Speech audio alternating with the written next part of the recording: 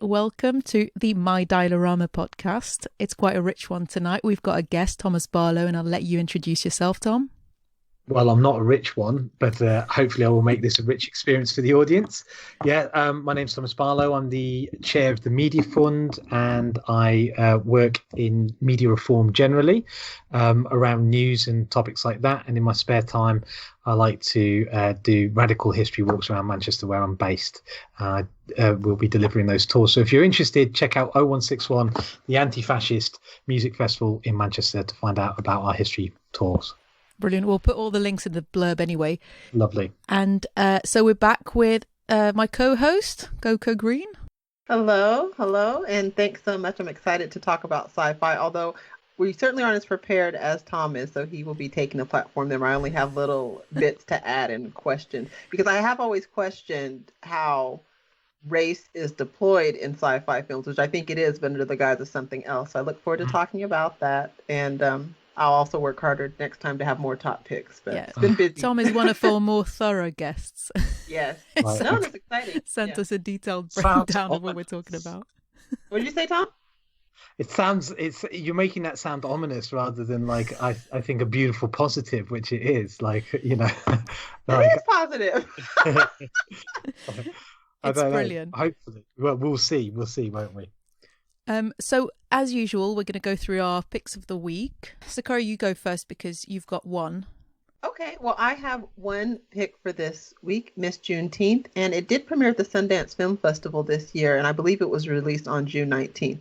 So I liked it because it really touched on some ideas that I don't think you see commonly depicted in films around family, Black business, and civil society. So really, I would say key Black institutions. So it's the story of former beauty queen Turquoise Jones's dream of seeing her teenage daughter, Kai, become Miss Juneteenth. And for those who don't know, Juneteenth is the celebration of June 19th, 1865 in Galveston, Texas, about 2 months after the end of Civil War, when slaves learned that they had been liberated and there was a celebration for emancipation. So as a side note, a few years back, I'd suggested to some Black British acquaintances that we could do a combination Juneteenth Windrush Day thing. Because, you know, I'm not going to do Windrush Day. That's not my that's not my thing. But I said it's around the same time because Windrush Day is on June 22nd. And I thought, oh, how fun would that be? And they were like, oh, no, we can't do an American holiday. So we'll only come if it's a Windrush Day celebration, like I would do something like that. But you know what? That is fine because next year, 2021, I'm just going to do the Juneteenth celebration. So then that way we can just only sing the Black National Anthem and we don't have to do any Windrush related things, if that's the case. So they can do that separately. Since people didn't want to do a combo one, haters. Haters. Well, not that you're carrying it at all, no. But don't you think that's a bit much like I'm hosting and paying for all the barbecue, and yet you're oh no, we can't do it. You missed the most important part. Now I've heard that. I'm 100% with you. That's exactly all you had to do was show up. Oh, this is someone who had made, what was it, 8 different cakes at the last barbecue she held. Okay. No, and had a written like your PowerPoint presentation. She had one for her menu. with was it like laminated? It was a laminated menu. Right. Wow, you really go in on the event. Fine. Well, you know why? Because I feel so inadequate because of the way my grandmother would do the holidays, and I'm convinced that it's not going to be right. And I think the worst thing you can do, which people have done to me, they invite me to their house and they serve me crap. And you're like, so you invite me and I have to travel here and you're going to give me this garbage. And you think that that's acceptable. And I think that's the worst thing you can do to someone. So I always think if I have several desserts, if one doesn't come out, there will definitely be a dessert. It's the most beautifully American sentiment I've ever heard delivered in the way that I could ever hear it. I once sat at a dinner party with, we went out for a birthday meal with a whole group of us, but there was a part of the table that was Americans and Germans together. And I've never seen anyone be so beautifully straightforward with the waiters when they asked, is everything okay? I wasn't expecting the barrage of brutal honesty And as much as I embrace brutal honesty being in the North, we like to varnish it a little bit. And they were just looking at each other when we were like, yeah, it's fine. Thanks. We're really enjoying ourselves. And they just looked at us as we just shat on the table. They're like, no. I have some words for you. You better get a pen and paper. Well, see, the only reason why I stopped doing that was because it never got you anywhere. So you would complain and they'd say, okay. So there was never anything that they would do to fix it. So I don't even bother anymore. It's like, what's the point? Because nothing will happen.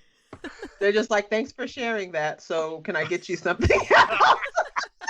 Yeah, that's how it works here. So yeah, and that happened to me a couple years ago. I won't name names, but a friend's friend had New Year's, and mind you, there were only 5 of us there. He served us something. I don't even know if that garbage was. It was like some sort of stew gone wrong. It was like meat and potatoes and water. And I'm thinking, people are coming to your house and you're really giving this to me? I baked a pie from scratch. And you think, don't get me wrong, if cooking's not your thing, it's not for everybody. But if you can't cook and I'm inviting people over, I'm going to order some takeout. I'm going to make sure that people are going to eat properly. And then had the cheek to say, how is it? And it's like, you're eating it. How do you think it is? This is awful. I love how someone's going to recognize themselves in this bit. He won't listen to it. I feel like this should not be included because someone's ears are burning brutally right now. And why would you do that when you invite people over? It's one thing if I just show up to your house and it's like, okay, it doesn't even have to be clean because look, I didn't know you were coming, but it's like you know I'm coming. It's New Year's Eve, and then it got even worse. So he didn't have a film to show us no entertainment, and someone suggested a film, and he said on Amazon Prime, that's £2. Are you for real? Too? You work. He has a good job, and you don't want to spend £2 so your guests can be entertained. People are something else, like no manners. Anyway, I digress. So the level of indignation, save for war crimes and poor food, is I feel on a par potentially. It is because that's a choice. You don't have to invite people to your house. If you know entertaining isn't your thing or you don't want to shell out a few £100s, then you need to meet at a restaurant and call it a day. Don't invite me to your house and say, I'm going to do it trash. And then I want you to smile and accept it because you're not outside. What? What's going on here? You fucking tell them, mate. You fucking tell them. So if you're going to be watching, was it Miss Juneteenth? Bear this in mind. Yeah, these are all the lessons that have come in the takeaway from the film. Thoroughly prepared to have you as a guest or not, as it may be. But that's just it. When you're a guest, you want to make sure that people are comfortable, they're fed, and they have drink. And yeah, it costs, but then that's why it's optional. You don't have to do it. But if you're going to do it right. So when we meet Turquoise, Jones and Juneteenth, she's separated from her mechanic husband Ronnie, working 2 part-time gigs. One as a waitress / restaurant manager, and another as a mortuary cosmetologist, and barely making ends meet. In her words, she's making do, but she's really not. In fact, the electricity is cut off on her daughter's birthday, so she really can't afford life. And for reasons never totally made clear, her blind ambition is to see her daughter become Miss Juneteenth, so that she can win a scholarship to an HBCU, that's a historically Black college university, and have the life that she always wanted if she'd not married and had Kai. So you get the sense in the film that the woman who runs the Miss Juneteenth beauty pageant had high hopes for her, but she was never able to reach her potential. And you imagine it's just because she fell in love and chose a different path in life. But of course, there's consequences for that because she lives a very unstable life.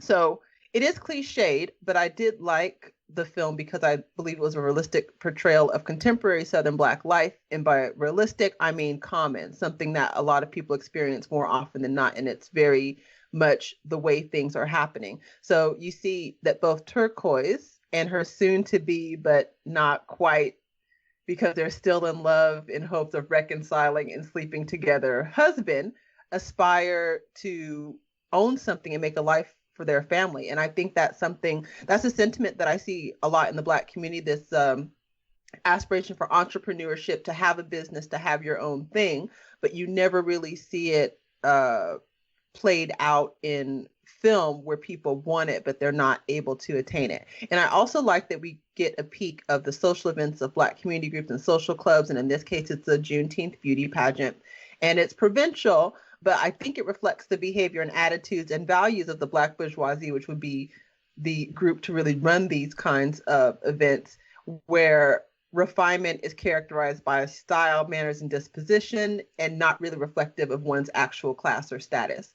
So it's, interestingly, or I guess maybe not so, I've been aware of this because that's how my mom really, from a very poor family, and through her church, she was mentored by this older woman who had gone through this process herself, right? So she was college educated in the 30s, which was a big deal for anybody, let alone Black people, and really helped my mom to understand what she should enjoy doing, really her taste. And she's really shaped my mom's taste, which has shaped mine, which is pretty different from really my family and anyone else. It comes from this idea that you can become that through your disposition, even if you don't have the money to back that up. So I like that that was in the film. And the only thing that I didn't like really, and this is somewhat of a spoiler, in the end, Turquoise does figure out a way to have her own business, because she's a bit lost in the film, which is why she's putting all her hopes and aspiration and dreams in her daughter. And she learns to accept, unlike her own mother, who was never able to really accept her, she learns to accept that her daughter has different dreams. And she's learning that I have to support her dream because she can't be my dream. I need my own thing. And even though she had been running a business, she never really thought of herself as being able to be a businesswoman. And it ends that way. And I just thought, well, what about her husband? I think it's I just don't like this idea that you get your own individual come up. And I don't find that empowering as a woman. I think everything has to be about family and community. So I wasn't very fulfilled of her just doing something on her own, because, what's it for if you can't do it with your husband and in your community? Then it's, I don't want to say worthless, but that's not a victory to me. So I found the ending unsatisfying, and yet I really enjoyed the film, and I encourage other people to see it. So I believe it's available on demand, but I saw it at BFI. Thanks for that, Sakura. I'll give you my quick picks and then move on to Tom. Right, so I've got my notes this time on a scruffy bit of paper. Look at me. No Word doc bullet points for me. Right, I've been to the cinema for the first time in months, so that was divine. Even though, for the first half of it, what I thought was was the background noise of a TV in the film was actually a trailer playing from the main entrance of the cinema that we could hear in our screening room because the door was left wide open. What I watched, so I've been waiting for this film for about a year because I had heard of it at London Film Festival 2019. It's St. Maud, and it's an English independent horror film. Shall I give spoilers? Because I can't really talk about it without spoiling it. Yeah, well, then I guess you're going to have to. I'm going to have to. Right, well, spoiler alert. Spoilers. Spoiler alert. Fast forward about 5 minutes if you don't want to hear them. But I'm still not quite sure what I made of it. So briefly, the story is a young woman calling herself Maud, who has been through something tragic. It's a mystery. We're not quite sure what it is. And finds work. This is set in Scarborough, by the way, on the seafront. And she finds work as a private carer to this dancer who used to be famous and has terminal illness. She's also devoted to God. You get a sense that she's on a mission to save the soul of the person she's going to be caring for. You're not quite sure where it's going. What I'll say is this. I don't think the trailer does it justice. I don't think the way it was marketed does it justice, because it's not really a horror film. It's not full of jump scares. I thought it was gonna be like The Conjuring or something. I thought it was like, a film about possession and, but it's not. That's not what it is. It's in a way much worse. It's a slow burn, psychological horror, I think, and it's much more disturbing. It's very much about mental illness more than anything else, and you end up seeing the world through her eyes. And very cleverly then seeing there's a juxtaposition of what she sees and the reality of that. And that works really effectively. So there are two very, very, very scary moments, to the point where actually I felt my blood run cold in the cinema, which is very rare. I've only experienced that when I've watched like Ring or Or a really good Iranian horror film actually called Under the Shadow. The ending is really shocking as well. And it's, as I said, it haunts you. So I'm still thinking about it. And I had that same experience, I'd say, with Midsummer, the film that came out by, I forgot the filmmaker's name, Ari Aster, I think, who made Hereditary. That was his second film, Midsummer. And again, during Midsummer, I was a little bit bored. I thought it's dragging on a bit. And then there are just these really horrific, graphic moments that stay with you long after you've watched the film. So on the whole, I thought it's a really effective psychological horror film. It's a first feature. So the director's called Rose Glass, and this is her first feature film. And it's a remarkable main performance by Morfydd Clark, who's in lots of things at the moment. She was also in the latest David Copperfield film. And the funny thing about that, if you've seen it, it's by Armando Iannucci. She plays his mum and his wife at two different times, obviously. Oh. But her performances are so seamless that nobody noticed. And I hadn't noticed at all that it was the same actress playing both. As an aside, talking about horror, I don't know if anyone's caught The Haunting of Hill House on Netflix, which I didn't expect much of, but it was really scary and a huge fun. And there's a sort of, not quite sequel, but made by the same creators, which is called The Curse of Bly Manor. Yeah. Tom, you're nodding. Have you seen it? Yeah. No, it's on after this. I'm putting it on after this. I'm not a horror fan at all, but I watched The Haunting of Hill House. I know there's a lot of artistry in horror, and I do try to give it a spin, especially as the good doctor Mark Commode recommends it so often. But Haunting of Hill House, I watched with housemates, and we made an event of it, and it's wonderfully well directed and well paced and judged, and it's smart and involving. And like a good horror movie has to be a good drama.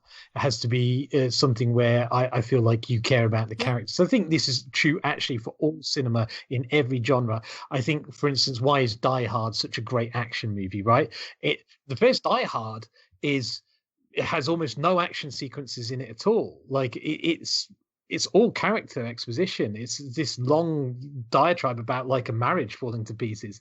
You know, you're invested in the characters, because otherwise you don't care whether they survive falling off a bridge or whatever it is, you know. And horror has the same. So The Haunting of Hill House is really, an exploration of. I found it really sad towards the end. I remember being quite upset by the ending. Yes. And I think this looks like it's going to be along the same lines, really. So aside from that, I mean, that's probably all I'll mention in terms of film and TV. A quick festival recap. Encounters finishes today. So we're recording this on Sunday, the 11th of October, by the way. I'm talking about it again. I'm really hoping it hasn't suffered too much financially this year, and it will be back on live next year. And I'm not going to go on too much about it, because we've got a couple of articles on the My Dialorama website with our picks.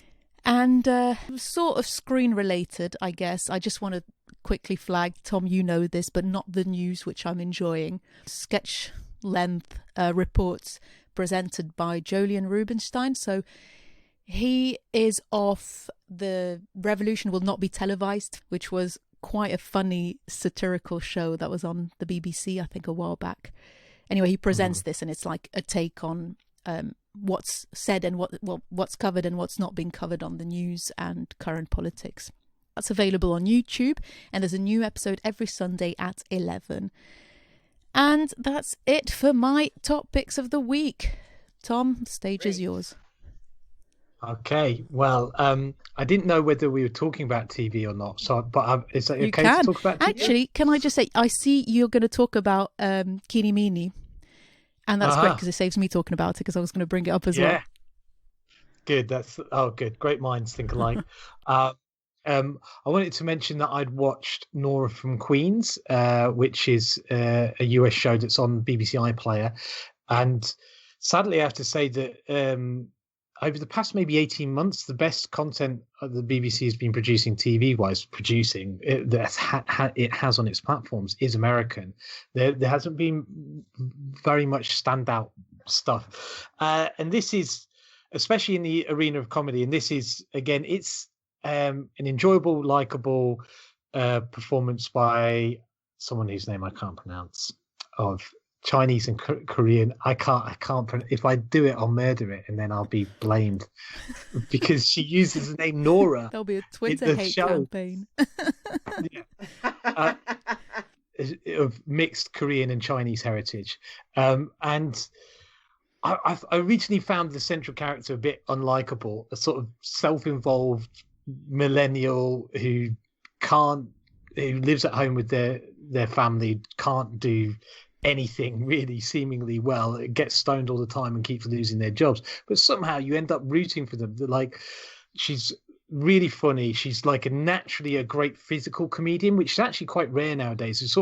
There's points in it where it's reminiscent of Charlie Chaplin or something. I just think she's like, it's an underrated skill. That it's really underrated in comedy, and she's brilliant. She mugs for the camera, she twists and gurns with her body. It's quite funny, and she's just kind of like a warm character who you warm to, and you sort of like her sensibility and her way of approaching the world. And also you learn a lot about Chinese and Korean Americans, which again is maybe a less covered element of American culture. There's certainly some good shows that have been on Netflix of Korean American life that I've watched. And also actually I've been watching, because a friend turned me onto them, Korean soap operas, which are incredible. It's really utterly bizarre. Like, I find them wildly incomprehensible, but like just obsessively watch them anyway. So if you really want to go down the rabbit hole, check out Korean dramas on Netflix. We've showcased them on my Dialorama, just to say. My ex podcast partner from 4 years ago, Nandini, if you remember her, she started reviewing Korean soap operas. She's done like video blog interviews. They're very funny. I can see them being very popular, because I think as more and more people get turned on to them. The thing I find very weird about Korean sort of soap operas is not just the subject matter, and there's usually obviously something extremely dramatic occurring, but and often to the backdrop as well of a dictatorship that they lived under and so forth. So you learn a lot about the history, but it's the music editing is so it's so wild and over the top. It's like a 1930s melodrama, but it's also obviously different cultures' music as well. And so you get these swelling strings in the middle of a scene that you think, this shouldn't happen right now. This is way too much. But at the same time, again, like I say, it's just compulsive viewing. Secondly, I was part of a group that helped show Keeny Meenies, which is a documentary by a documentary maker, Phil Miller, who spent 4 years researching this and wrote a book on Britain's largest military company, private military company, or mercenaries, as we should call them. PMCs is the technical term, but they're mercenaries. And during they specifically cover the work that they did in Sri Lanka. Being involved in the genocide of the Tamils and even other groups as well. And then it ties in how the Scottish police are still training Sri Lankan special forces and their ties to it, but also how the Keeny Meenies private, the mercenary company got shut down after things that they did in Nicaragua. But then the company continued in the same office with the same personnel under a different name. And we've seen that with Blackwater, with the US mercenary company. But as the people who work at Declassified UK who put this out have said before, it's actually a lot easier to cover US foreign policy and US affairs abroad, because there is an element of congressional or senatorial oversight over CIA and military operations. There is none. They can make things permanently unavailable to the public and journalists in the UK. There is no public oversight that's publicly available easily so. And in fact, Declassified UK were blacklisted by the Ministry of Defence just a few weeks ago for publishing investigations into British foreign policy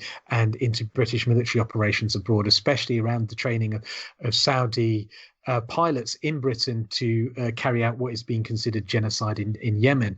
So They've now been not blacklisted, they've been unblacklisted, and there's a parliamentary inquiry going on around that. But that's the backdrop to this film being watched, and it's now available on YouTube and Facebook through Declassified UK. And it's a good old school, if the British audience who are listening remember World in Action documentaries, those very hard journalism. Panorama is not even close. Panorama is shock jock, documentary making. It's not real. Really good stuff.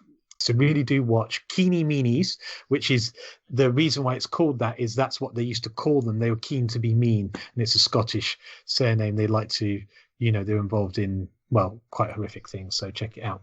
The final show that I picked out was Utopia, and I'll mention it very briefly because I don't want to give anything away. It's basically a show about a comic book that predicts the future, and set to the backdrop of potentially a pandemic. It's a weird thing to have re-released now. Well, not re-released. Was that the Dennis Kelly one? Well, yes, there was a British version in 2013, 2014. There's been a US version that's been made by Amazon. I think by the same production company who made Dirk Gently's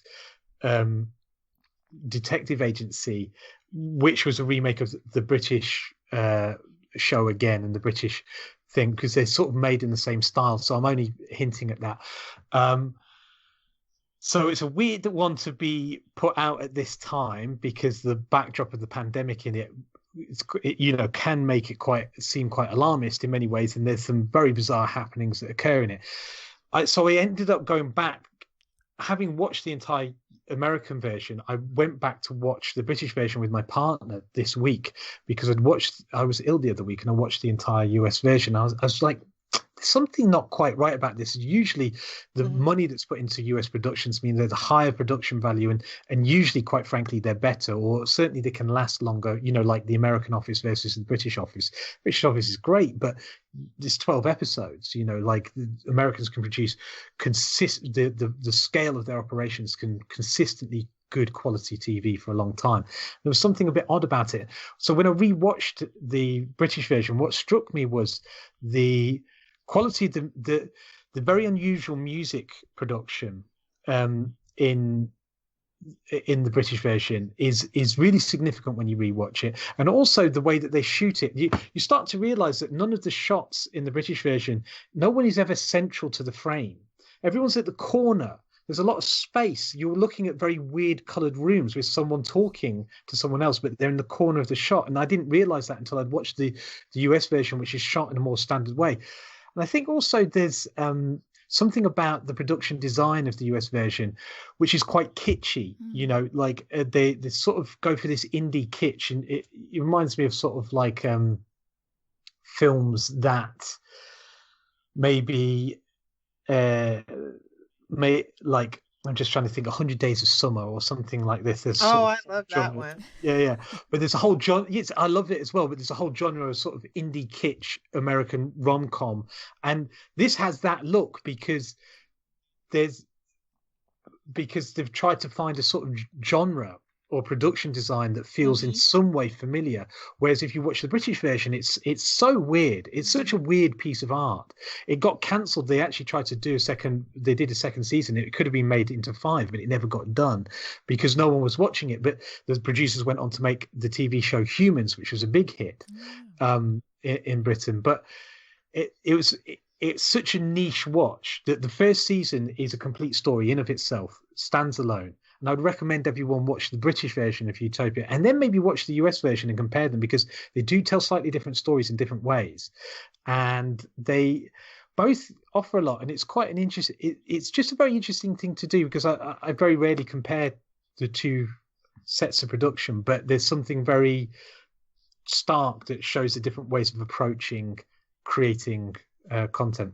I just wanted to also mention on the thing about Juneteenth, people might be interested in Grayson Perry does a road trip across the USA, because the first episode of that is set in the South, in Atlanta, and it's him meeting upwardly mobile, new Black African-American bourgeoisie of Atlanta, and then also sort of more community-focused people, and Black Lives Matter people, and this was all recorded last year prior to the, it was going to be, it's obviously set against the backdrop now of the election and the Black Lives Matter movement in the US.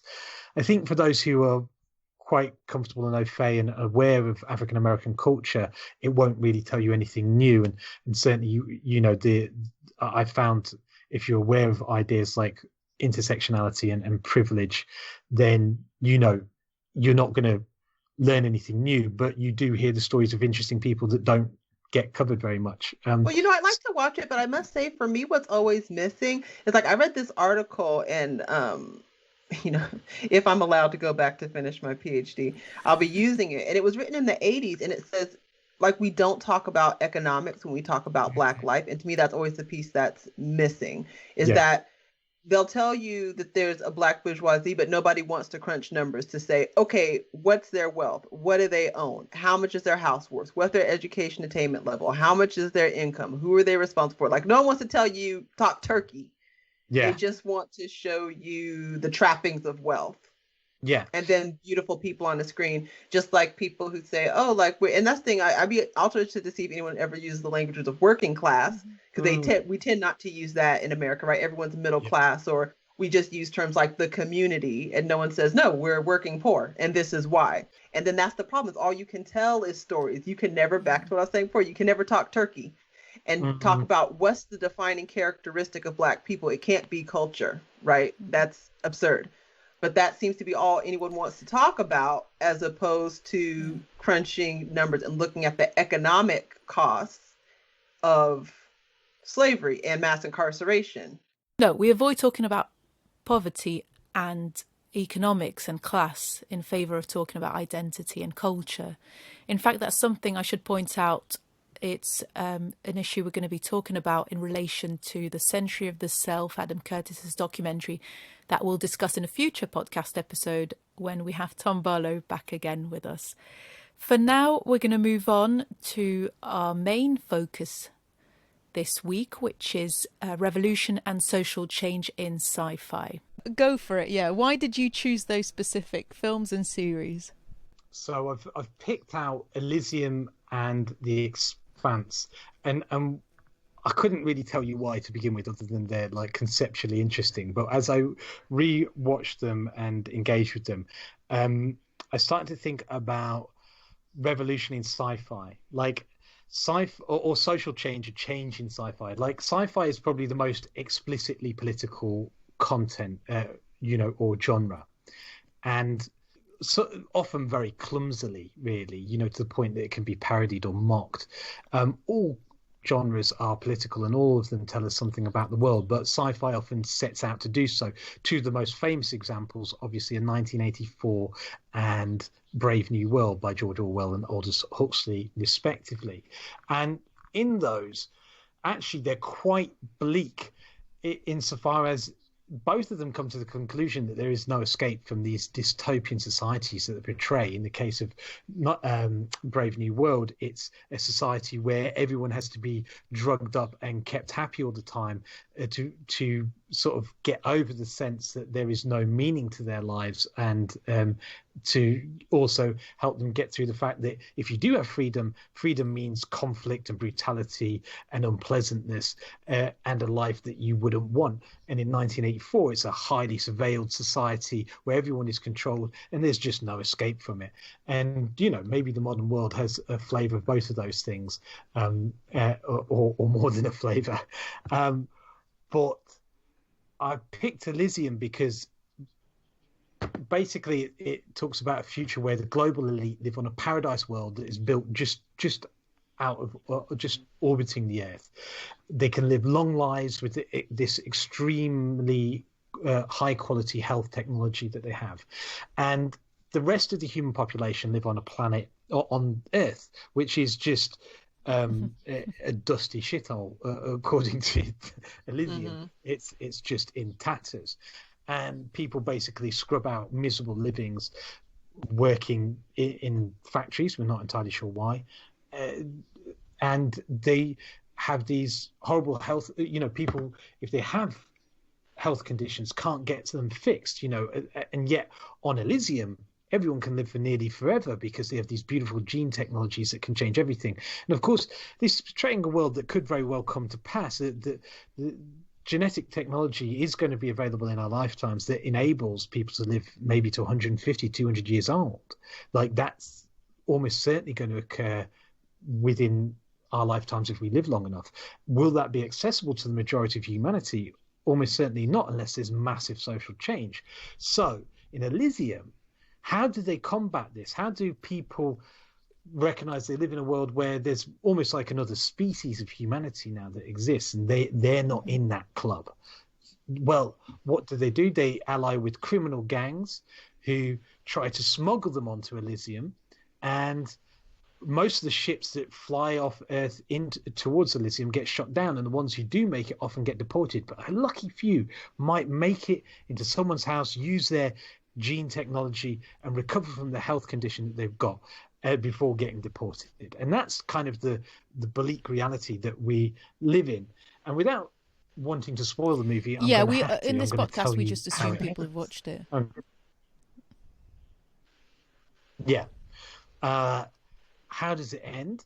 Well, Matt Damon, bless him, saves the world, and he does so through sacrifice. He sacrifices his life with his radiation sickness and his cancer that's overwhelming to give everyone on the planet citizenship of Elysium. And so the automated health technology flies down to Earth and starts giving it to the people, and that's how the world ends. How the film ends, rather, not the world. Though maybe it could do. What's going to happen now that everyone's becoming healthy? Is everyone going to become healthy?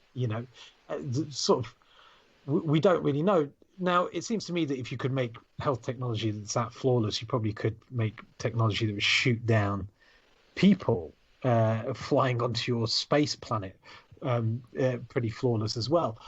But I think, yes, I understand the need for a protagonist in this film, but this comes close to this sort of this big man idea of history. The idea that history is changed by one person. That's one of the flaws with this. It's fanciful in many ways. What are people working on? Why is the planet in shit?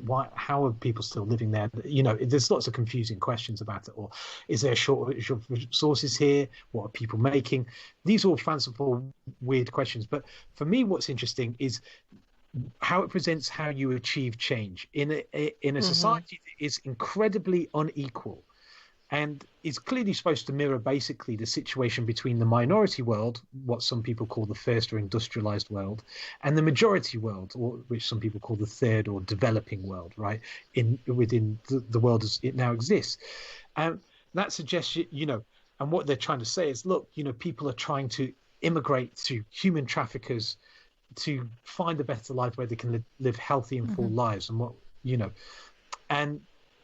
and that's the method of change, according to Elysium, is that people just need to keep sneaking into this beautiful world that's been created for the rich and the elite only, and somehow break their way into it.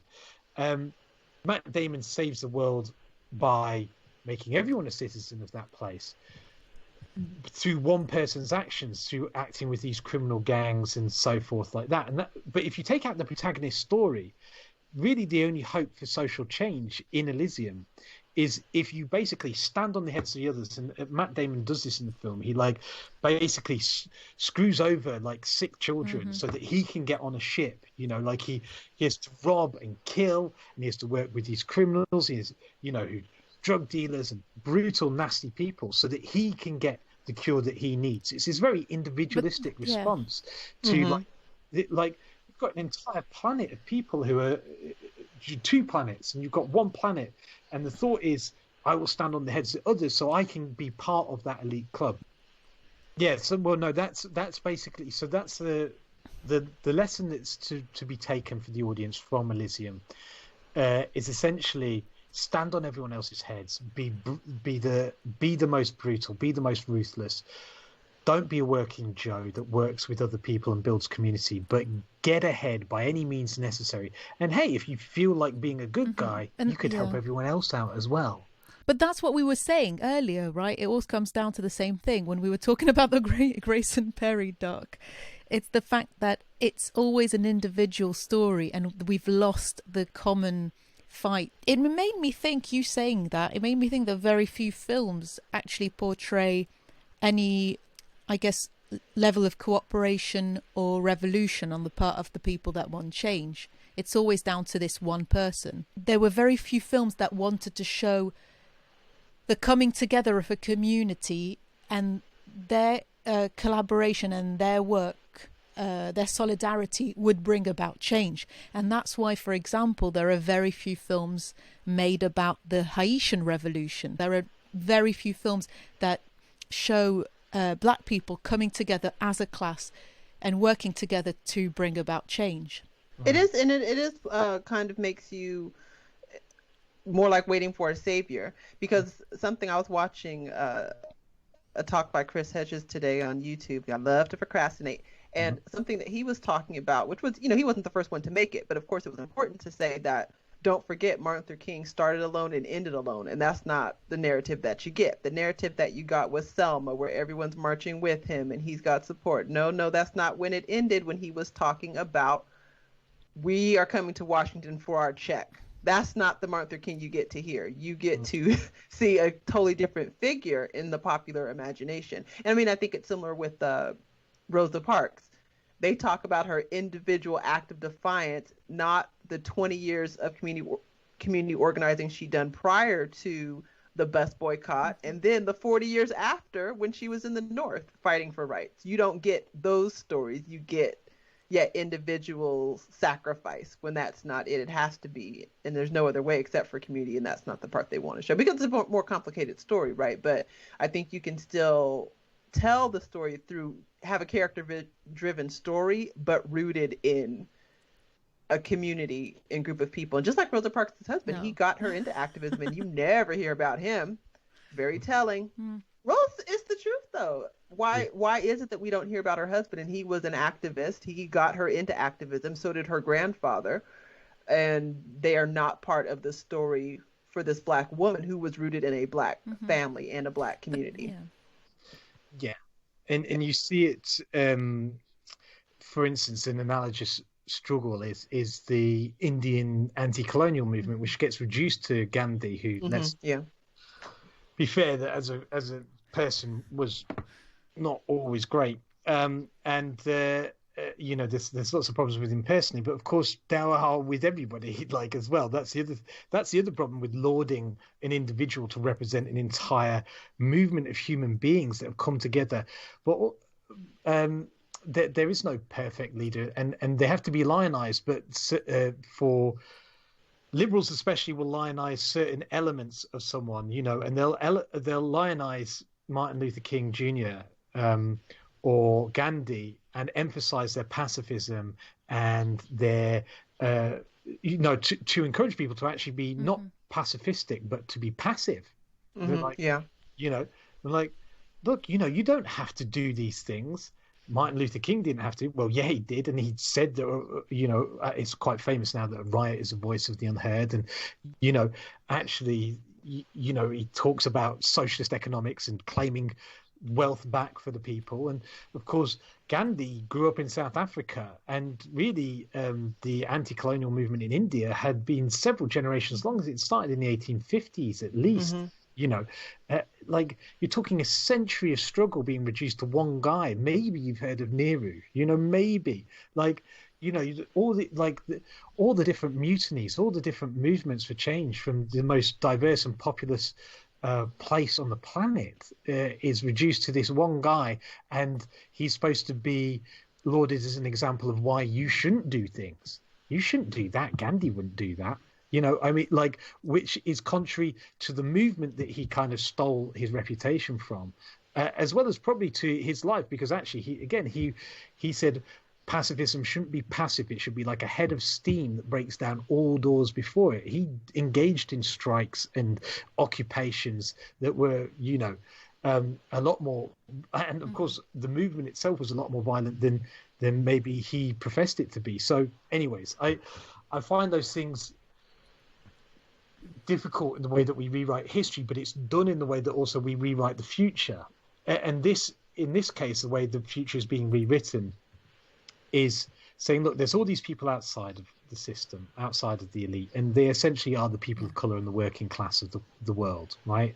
And their only hope for salvation is either a hero, which is basically what every movie promotes. Again, like I say, I understand the need for a protagonist. I think in the era of superheroes, it has gone too far, and superheroes are this ludicrous, disempowering narrative formula that basically says, look, oh, isn't it wonderful, someone's going to come along and fix all this at some point, like if only there were some mystical beings that would do this, but I understand why it occurs and it's part of human storytelling, but I think there are better ways. You look at the working class TV of the 80s in America and Britain, whether it was Porridge and Bread or whether it was Roseanne and Cheers, right? You can tell stories about working class people. Like, who was the most likable character in Cheers? Like Norm, like the. Oh, I thought you were going to say Sam. Sam was. I like Sam and Diane. After Diane left, it wasn't. Yeah, Sam was a bit of a sleazy git, wasn't he? But Norm was everyone's like, hey, it's Norm. It's the unionized postie who's like, he's a bit of a slacker, but he's my kind of guy. He was a slacker, but like people fought very hard so that jobs wouldn't be that hard. Do you know what I mean? Like, people struggled so that our life of toil wasn't such a life of toil. Like, and we should celebrate the slacker. And they were there. And again, Roseanne is great working class American TV. Again, like I say, Porridge is set in prison in Britain, or, whether it's the Likely Lads or Boys from the Black Stuff, or, there's a great history of telling stories from a working class perspective that bring people together. I Vida Same Pet and stuff like that. And I just, I can't think that it's impossible to tell these stories, but it happens in sci-fi. I was going to ask, I've got in some sci-fi, counterpoints that I'll end with. If there were any such tropes that you had seen in sci-fi. Well, to counterpose that, I ended up picking out The Expanse and Elysium, but I ended up coming back to Battlestar Galactica. And Battlestar Galactica, The Expanse is the successor to Battlestar Galactica. It's the best sci-fi show of the decade. So I'll talk about it more in a tick. But in Battlestar Galactica, it's a show about politics, religion, and identity. People don't, and it's quite explicit, more so as the show goes on. But it's set against this backdrop of fleeing as refugees from a murderous robot race called the Cylons, who've annihilated and genocided the entire human race except for a small collection of ships that are constantly running away from them. And so that's this great dramatic backdrop. There's spies, there's intrigue, there's murder, there's death, there's assassination, right? But it's about politics, it's about religion. Where does religion and belief come into everything? Who should run things, even in the case of an emergency? And season 3 was actually written over the course of the famous writers' strike in the US in 2007, 2008, and actually gets interrupted by that. And after they come back off strike, they start writing episodes where the workers on these ships, who've been risking their life and limb to keep these ships going, and you've been excited by the star fights and the Cylons and the political intrigue by the elite, but they'd always included some of the working people. And then they start telling more and more stories about the people who are working on the ships, and you're like more into what's going on with them, and also the prisoners on the prison ships, and the prisoners start mutinying, and the workers start saying, listen, we've been working flat out for now months, nearly 2-3 years whilst we've been on the run. People keep dying. We can't keep working at this rate, And they're like, you have to. You're essentially under military law now. You are irrelevant. All that matters is getting the ships out and fighting the Cylons. And they're like, we can't do this. And they form a union. And they do this during a time that the political elite, who were their representatives, have formed basically a close alliance with the military elite, the command of the military. So the president and the admiral are now really close and before there was tension between them, and it's the civilian government trying to make sure the military government the military elite don't take control. Now they're working closely together. What you get is this balance that comes from workers coming together, forming a union, and it causes a lot of problems. It's a lot of strife, because it's in the middle of a war. Yeah.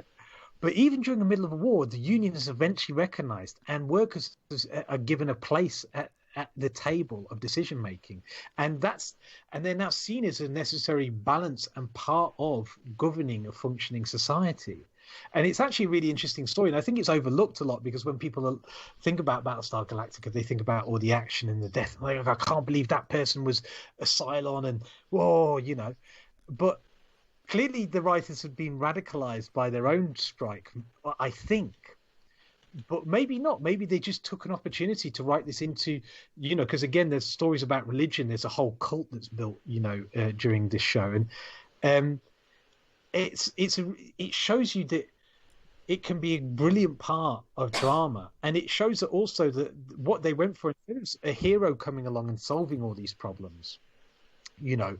I'm going to make sure the workers have time off or something like that. No, the elite resist it. They say, nah, no, you're not. You're scum. Which is how we're treated, right? Isn't it? It's like how normal people are treated. We don't think about it too often because we're paid off with cheap food, gizmos, and blah, blah, blah, right? But ultimately, if it comes down to it, and we were like, well, actually, I'm working too much here, too hard. This doesn't work. I'm not getting paid right. I can't afford a house, blah, blah, blah. They're like, sorry, we can't do anything for you. And that's how it starts, of course, because at first they're very polite and they're nice about it. We understand it's difficult. But eventually they keep going, no, we really need this. And the elite go, listen, you need to shut up now. Stop coming to us with these problems. We've got other problems and you're not one of them. You don't deserve to be considered. Mm-hmm. And I thought it was really realistic in that respect, But it shows that you can make great drama from it as well. Yeah. Well, drama within the sci-fi. Yeah. Because again, sci-fi is like any other genre. It really only works when there is good drama in it. You can have all the high concept art that you like in sci-fi, and at least it lends itself to more high concepts than anything else. But you will come a cropper. People will be like, oh, yeah, this is just a bit tacky and weird after a while, But you need that good drama. So it shows it could be written into any genre, but I certainly think sci-fi. So in a way, this tells us about three of the key ways that people talk about creating change. One is a very individualistic, escape-orientated approach, right? And one is a collective workers approach, where a class comes together and recognizes its interests and gets a seat at the table. The Expanse is that middle road. The Expanse is... sorry, I've been talking a lot. If you don't mind, I'll unleash the Expanse and then I'll open it out. If that's cool with you guys. Yes, go ahead. I've written some bits. So if anyone's familiar with Stanley Robinson's Red Mars trilogy, this could be seen as being set directly after it. Red Mars, it charts the colonization of Mars from the first 100 people who colonize it in the sort of 2030s, all the way to it declaring independence and starting a new economy, really, that's kind of quite mutualist, cooperative. It's basically almost all the economy is cooperatively owned, workers own kind of what they do and stuff like that, and it's dedicated to science and to discovery and to making the planet habitable and livable, and it's a journey of discovery. But Red Mars is a trilogy that's very it's very thorough in its political discussions as well as its scientific ones, and it seems very plausible, and a lot of people like that. Well, anyways, in this period, so imagine we've got just the other side of that. Earth and Mars are now separate nations in the Expanse, and they are seen as nations. And outside of the Earth and Mars, there's the asteroid belt and the outer planets, little moons and things like that are colonized and mined for important materials, mostly by Earth, but also partially by Mars. And there's almost a subspecies of human that's growing up now on the belt and has done for generations. A lot of them have genetic deformities because they don't have access to the right drugs that stop them from growing too tall in zero gravity and things like that. And they live with this permanent threat of food and water being withheld from them, and food and water are very precariously obtained in this part of space. They're very, very far from anything, and so if there's any trouble or any sense that things are getting thin, if a shipment doesn't come through, then it's the poor, it's the belters who don't get access to the food and water. And this is the backdrop for the Expanse.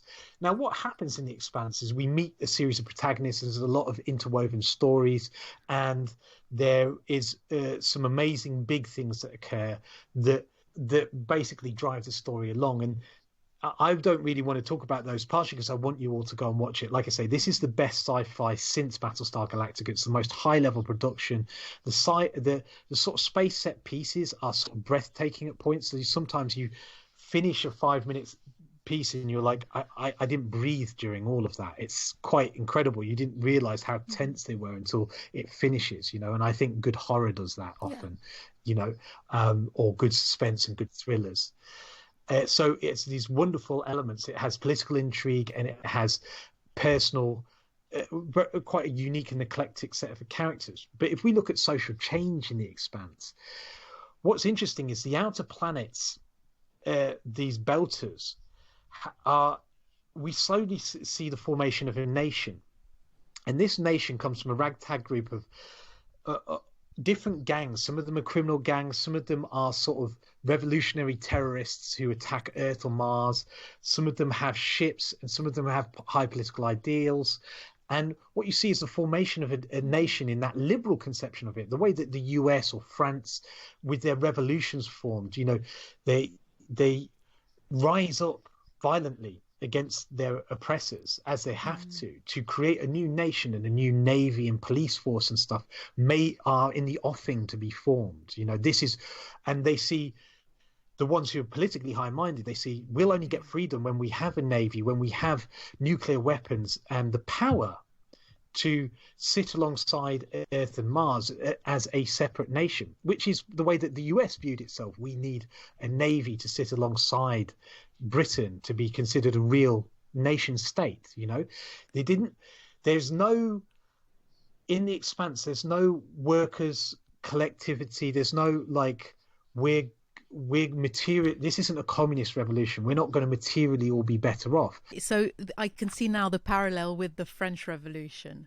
So it's sort of the liberal elite that is now finally being hit.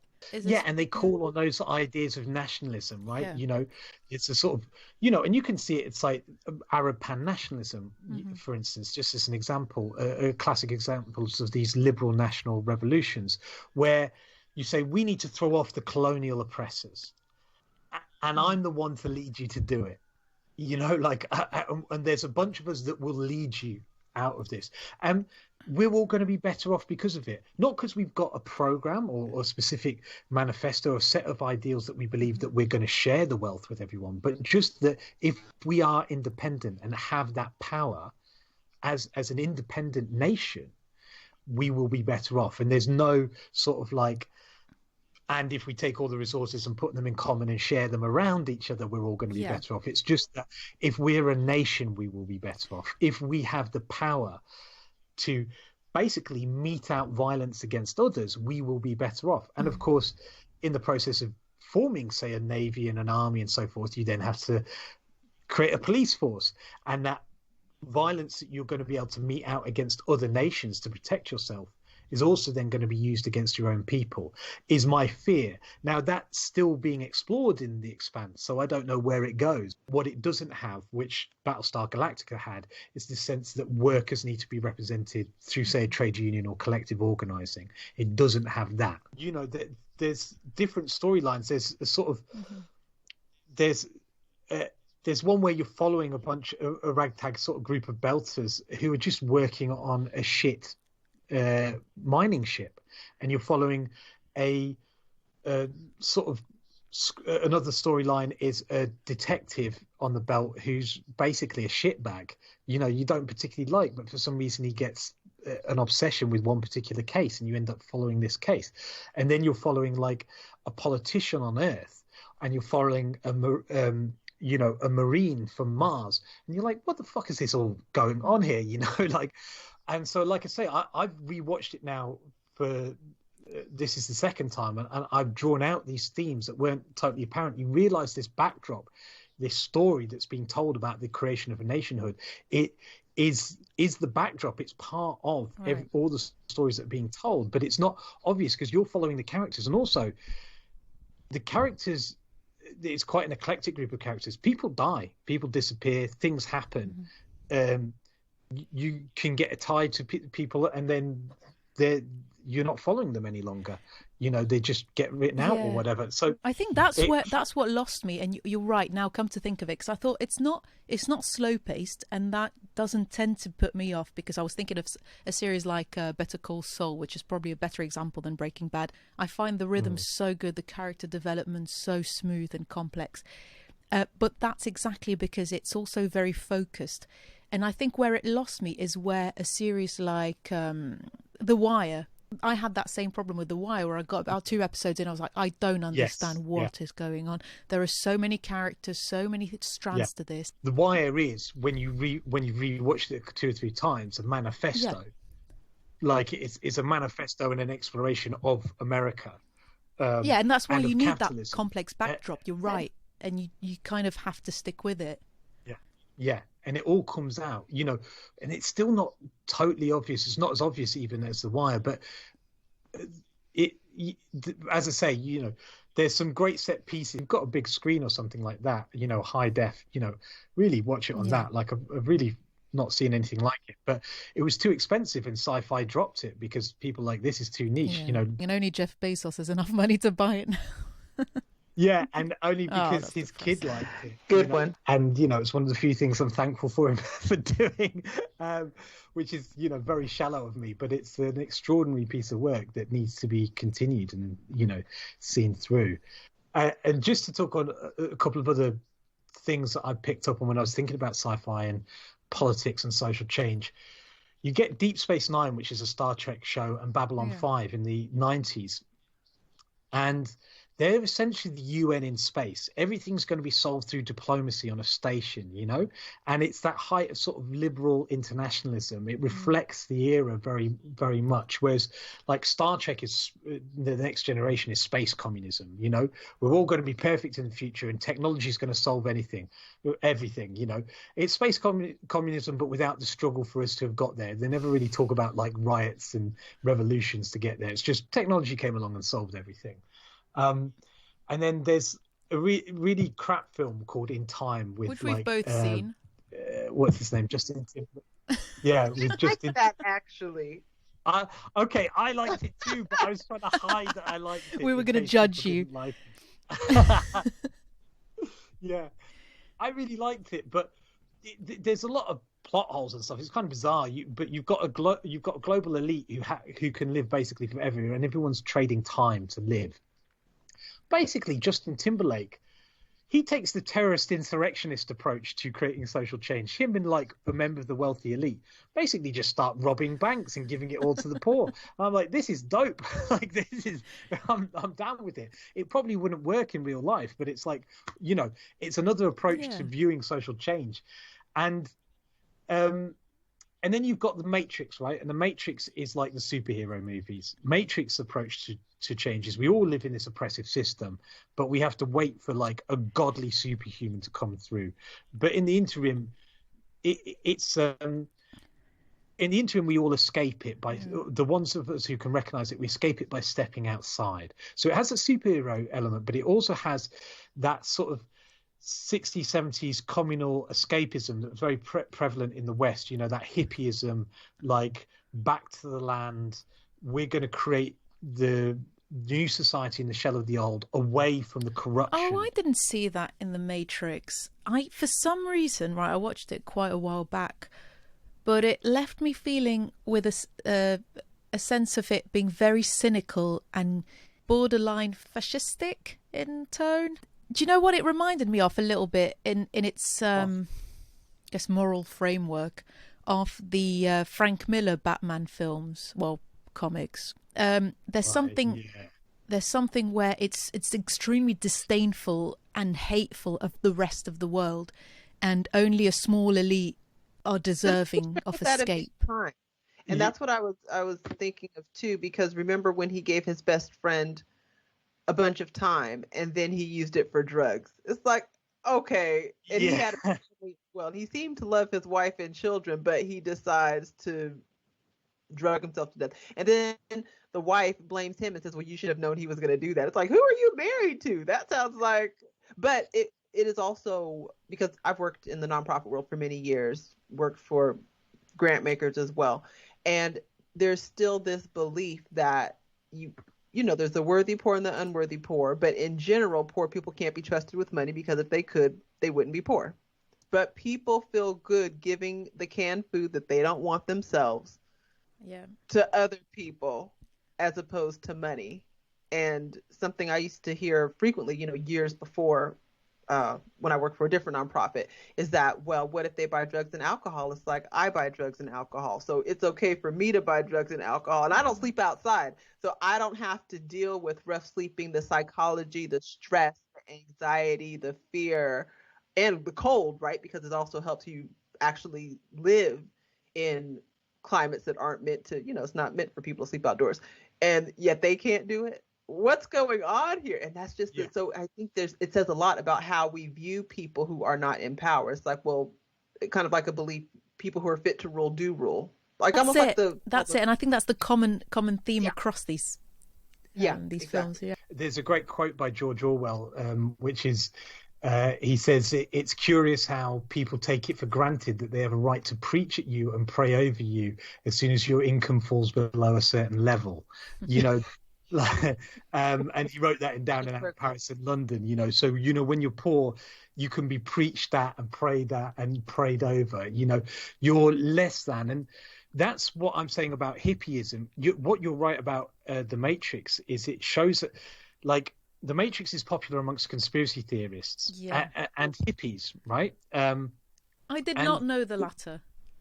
I didn't know either. I think it suffers from the former, though. Tell us more why it is. Well, it's popular. Modern hippies or crusties are very, they're very much entwined with conspiracy theories. If you look at the current conspiracy theory demonstrations, a lot of them are hippies allied with fascists. It's quite interesting. And that's why you're right to bring out fascism. They call it red pilling, the alt-right, when they try and convert someone to being a Nazi. And it appeals to that sense of other human beings being sheep and being less than you, and you're the one in the know. And really, you don't have to act on that knowledge in a way that benefits anyone else. You just have to feel superior to other people, and that's what hippyists did.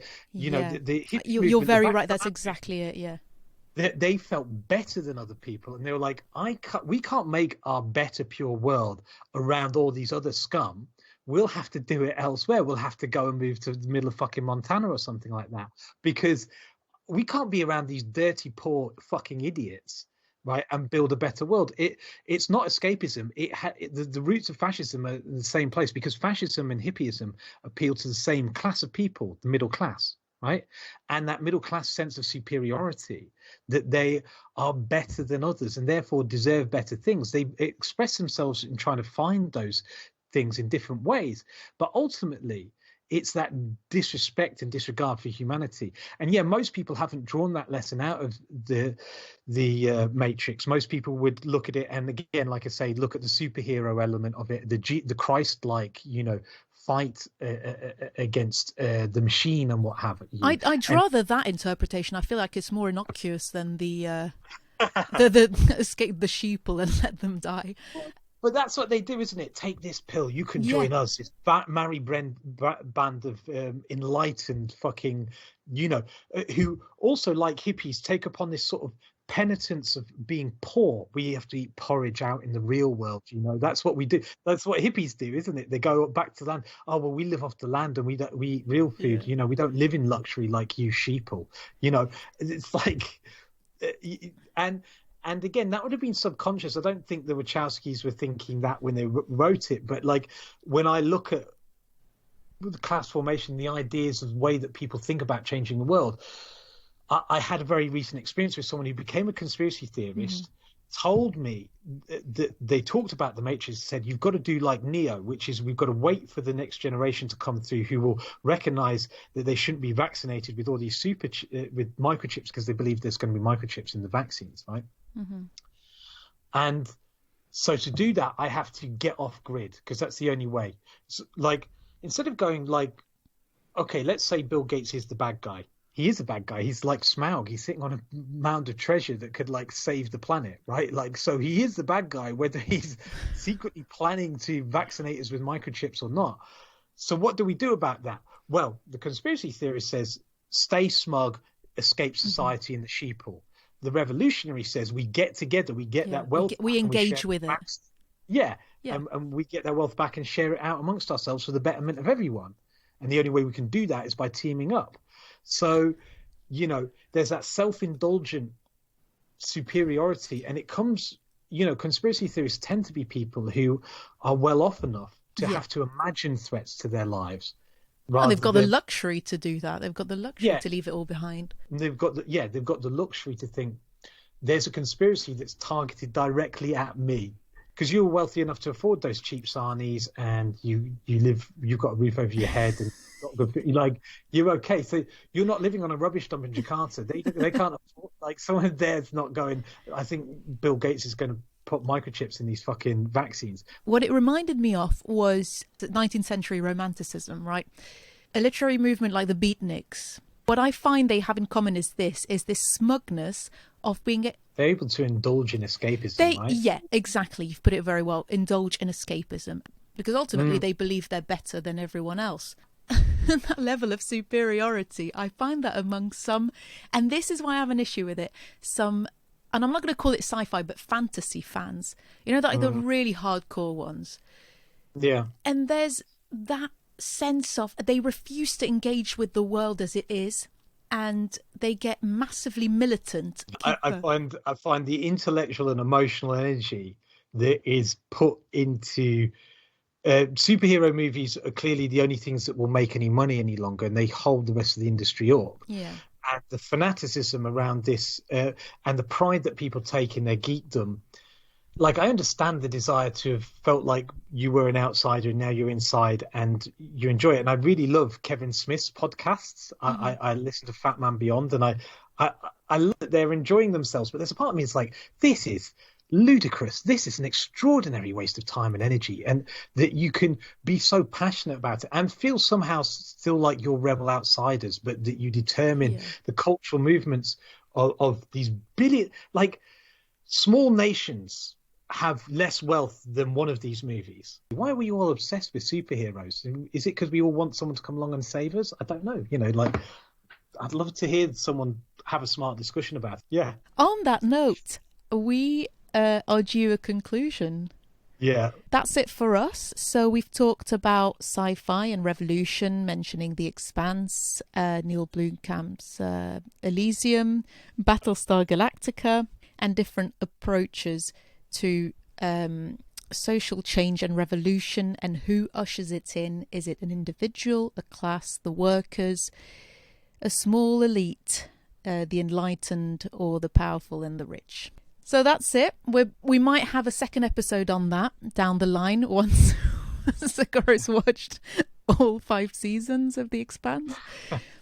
Until then, you'll find all the information we talked about, all the links down in the blurb below, and more information on our website, www.mydialorama.org.uk, and you can follow us on Twitter at mydialorama and leave any comments and feedback. Thank you for listening, and see you next time.